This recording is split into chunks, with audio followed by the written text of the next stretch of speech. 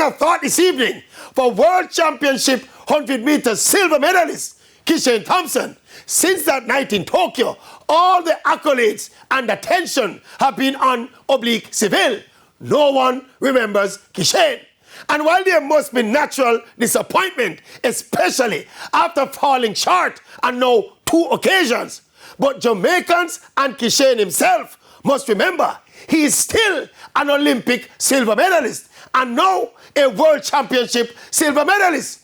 So instead of losing confidence, Kishane must remind himself he's still a top-flight, world-class sprinter among the very best in the world. How many people, how many athletes can boast winning Olympic and World Championship silver medals? Kishane need to take heart, rest up in the off-season, hold a steady meditation, fix that preparation, address that execution, create that separation to decide his destination.